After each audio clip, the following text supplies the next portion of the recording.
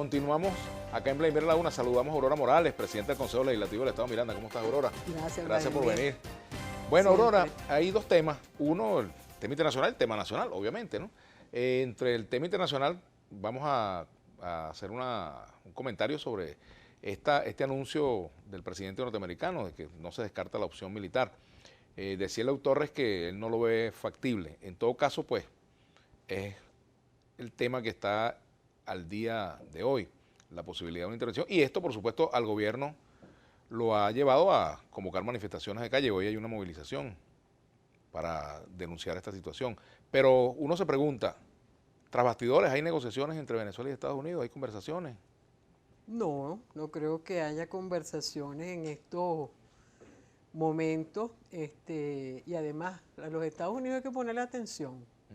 Porque cuando ellos empiezan con sus amenazas, esta no es la primera amenaza, acuérdate que ellos consideraron en la época de un gobierno demócrata norteamericano que Venezuela era una amenaza inusual, espectacular contra los Estados Unidos. Y cuando ellos empiezan con este tipo de amenazas, es probable que algún día suceda, se lleve a cabo esa amenaza. Eloícito, a quien nos conocimos de niños en la Isla del Burro con ambos padres presos en aquella época, decía que lo que había pasado en Panamá y en Rumanía había sido producto de negociaciones entre Estados Unidos y Gorbachev y Bush. Ajá. Bueno, primero, que no creo yo que haya sido así. Y lo que pasó en Panamá, ¿verdad? Fue bombardeo, aniquilamiento de miles de personas en el barrio El Chorrillo. Eso es lo que nosotros aspiramos. En Rumanía, ¿qué pasó en Rumanía? Despedazaron al país porque ellos buscan dividir las naciones, Sin los embargo, países. fíjate, hay un tema de derechos humanos también, Aurora. Yo, por supuesto, yo he dicho que no estoy de acuerdo con ningún tipo de intervención. Ahora, hay un tema de derechos humanos y la comunidad internacional está reclamando que en Venezuela se violan los derechos humanos, por ejemplo. Pero fíjate tú, Vladimir, ¿qué comunidad internacional? ¿Va a ser Juan Manuel Santos y los colombianos los que nos van a hablar a los venezolanos de derechos humanos?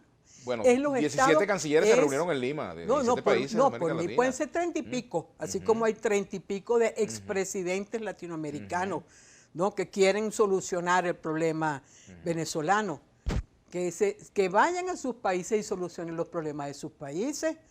Es que nadie, los Estados Unidos va a hablar de derechos humanos, cuando son capaces de matar hasta más de 1 millón de personas en un país que son los adalides precisamente tú, de Aurora, las guerras de exterminio. Pero es indudable que el conflicto venezolano ha salido a nuestra frontera porque hay toda una denuncia de situaciones que se dan aquí. Mira, aquí hay, tú lo debes saber, Aurora, hay presos incomunicados, no hay debido proceso, ha habido denuncias de tortura, por ejemplo, presos que tienen meses que no ven a su familia. Pasan esas cosas, Vladimir, ¿verdad? Yo sé que las cosas las pones de este tamaño, porque tú me vas a decir, la Lilian Tintori, cómo ponía las cosas de este tamaño, cuando ojalá mi padre, ¿no? Y el de Eloícito hubiesen tenido las condiciones en aquella época o las que tuvo tu papá, por ejemplo, cuando también estuvo preso, ¿no? Que tiene Leopoldo López en Ramo Verde. Yo fui a ver a mi papá la Digepol, por ejemplo. Yo fui a ver a mi papá la Digepol.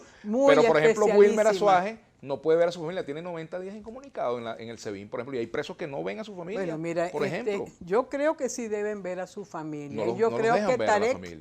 Yo creo que Tarek, que precisamente fue víctima aquí de un golpe de Estado, siendo diputado, que se lo llevaron preso, nadie de eso habla. Ha sido siempre un defensor de los derechos humanos. Y sé que en estos casos Tarek ha incidido. Ese es el problema. Entonces, yo, por ejemplo, te puedo decir, yo vi al presidente Maduro incomunicado, que lo tenía incomunicado en la DICIP, fui a ver unos presos y él me llamó. Ahora yo digo, ¿por qué se repiten situaciones como esas en Venezuela? Mira, no hay parangón entre lo que fue aquí la Cuarta República y el tratamiento, empezando por Rómulo Betancourt, que fue el que inició el periodo democrático, que decía, disparen primero y averigüen después, donde adolescentes de 14 y 15 años, no porque andaban con armas o bombas molotov o terrorismo, sino por pintar una consigna en una pared, los ametrallaban. ¿Usted cree, Vladimir, que es posible lo que vivimos nosotros primero en el 2002? Pero vámonos al 2014 con la salida, donde mis padres que tienen su casa de residencia, en la cual yo vivo, aunque yo digo, yo no vivo allí, señor, yo quizás duermo allí, donde nos han tenido completamente secuestrados, un grupo de fascinerosos, porque no hay otras palabras, donde el carro de mi padre inclusive lo destrozaron, no dejaron ni un vidrio del carro, donde arrancaron los guardafangos del carro y donde todavía está allí en la fiscalía que todavía no han entregado ese vehículo. Te voy a decir, ¿tú crees que esa es la forma? No estoy de acuerdo tampoco, pero esa también diría, pero fíjate, yo te voy Aurora, a decir, fíjate, como Aurora, dirigente político y revolucionario de este proceso, yo reivindico las formas democráticas y en todas formas lo he hecho. Yo rechazo la violencia y cuando estaba en la Universidad Central la rechazaba, ese tipo de ¿Y la violencia. represión? ¿Tú crees que es posible? Represión. No hay represión, Aurora. Pero perdóneme, ¿cómo no va a haber represión? Claro que tiene que haber represión, además legítima. Contra manifestaciones pacíficas. Por ejemplo, lo que le pasó a este joven que toca violín, el caso de Willy, por ejemplo. Eso de pacífico a mí no me van a venir con cuentos. Y podrán sacar de violín, y podrán sacar el actor y el muchachito del circo, etcétera, etcétera. Eso no era ningún pacífico. ¿Y qué delito cometió ese muchacho, por ejemplo? Porque aquí se Willy, está ¿qué delito cometió? denunciando de cómo a través de voluntad popular estaban formando los grupos paramilitares. Y si usted no ha visto, Vladimir, y te pregunto, ¿no ha habido grupos armados del chavismo? Perdóname, los videos, porque nosotros trajimos a los legisladores del Táchira para Miranda y nos trajeron los videos de lo que acontecía en el Táchira, y eso era paramilitarismo. Y lo que se ejecutó ahora son ensayos de ese paramilitarismo y eso hay que echarle un parado. Ahora, yo con la violencia no estoy de acuerdo y lo he dicho. Ahora, también es bueno evaluar el comportamiento. Perdóname, tampoco yo no estoy de acuerdo con eso. El secuestro de los vecinos. Pero tampoco estoy de acuerdo, Aurora, y me gustaría la coherencia. Esos alcaldes tienen que ir presos. Ajá, perdóname. Ahora, fíjate, el caso de un alcalde que le quitaste a la policía, ¿cómo hace ese alcalde para cumplir un mandato de un tribunal si la policía la tiene intervenida, por ejemplo? ¿Cómo hace? Pero más allá de eso. Vamos con la policía de Miranda y cómo la ha desmantelado Capriles. Ya vamos a hablar de eso, pero yo te quiero plantear un tema. Ya va. El constitucional como máxima autoridad en el Estado para la materia pues, de seguridad ciudadana, lo que hizo fue desmantelar a la policía. Pero fíjate lo siguiente, Aurora, hablando del tema de la violencia y la represión. Aquí el propio ministro de la Defensa, Vladimir Padrino, se quejó de los desmanes que ha cometido la Guardia Nacional, pero además de eso ha habido denuncias concretas y videos suficientes de cómo se han comportado los cuerpos de seguridad con temas de violación de derechos humanos que hasta el propio Telehuila ha tenido que admitir esta situación. Es decir, la situación no ha sido de otra forma, sino pero fíjate, donde ha habido conductas. Me gusta mucho que hayas dicho eso y sobre todo del general Padrino López, que además lo tengo en la mejor consideración. Pero entonces, y que cuando algo... Por ejemplo, tú que fuiste hija, tú que eres hija de un preso político, porque tu papá fue preso político. No, y además un militar revolucionario. Por ejemplo, aquí estuvo sentada en esa silla, fíjate, Aurora, aquí estuvo sentada la hija del doctor Ángel Serpa, Ángel Vladimir Serpa, que fue designado magistrado por la Asamblea Nacional. Discutiremos la legalidad o no de eso, pero que también tiene todo este tiempo incomunicado, la familia no lo ha podido ver, está en huelga de hambre, no lo han podido ver, bueno, y está en un baño de acuerdo a lo que dicen.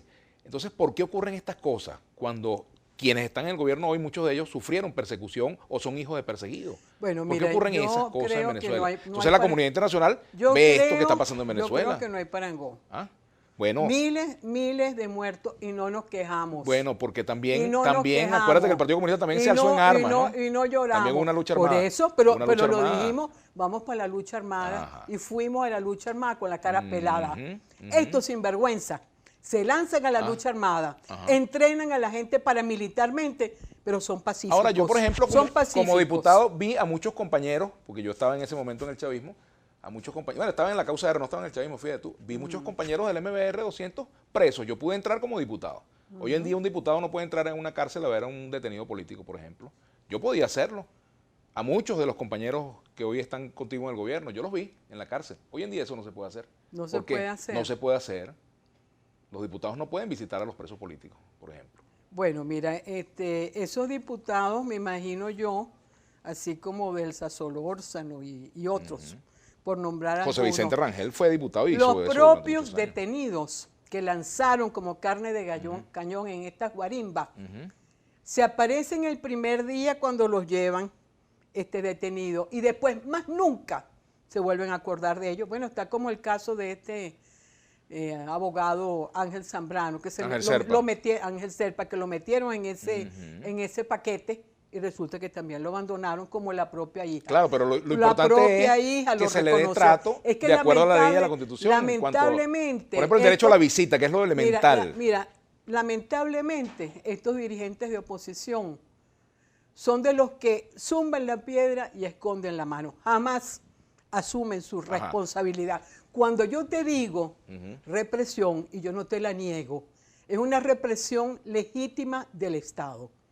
Legítima del Estado. Imagínense ustedes que yo, por ejemplo, como vecina de Latillo, o mis padres como vecinos de Latillo, que por cierto no pudieron ni siquiera votar el 30 de julio, producto de ese secuestro de estas bandas, de estos forajidos con mentalidad fascista, Vladimir, fascista. Yo reclamara que por favor el Estado venezolano actuara. ¿Qué pasaría?